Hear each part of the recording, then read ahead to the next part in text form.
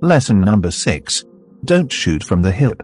I never shoot without using the viewfinder. Gary Winogrand. Another common mistake that aspiring street photographers make is that they try to overcome their fear of shooting street photography by shooting from the hip, photographing with your camera at waist level and not looking through the viewfinder. Personally, when I started shooting street photography, I was dependent on shooting from the hip. 2010. I was too scared to bring my camera's viewfinder up to my eye, because I was afraid of getting caught of taking candid photos of strangers. Gary Winogrand was one of the most prolific street photographers in history.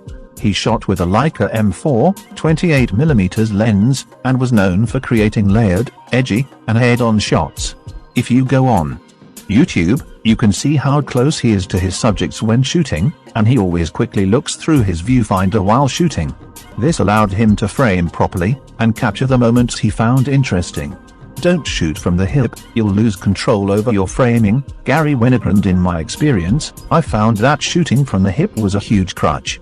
The more I shot from the hip, the less confident I was as a street photographer. Not only that, but as Gary Winogrand said, I lost control over my framing. My shots would be poorly framed, skewed, and any shot that I got that looked half decent was because of luck.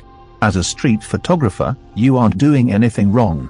You are trying to make images that people can empathize with.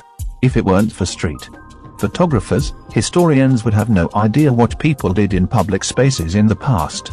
All of the iconic street photography done by Henri Cartier-Bresson, Helen Levitt, Robert Doisneau, and Vivian Maier wouldn't exist.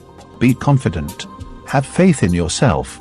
By not shooting from the hip, you're signaling to the world that you're not doing anything wrong.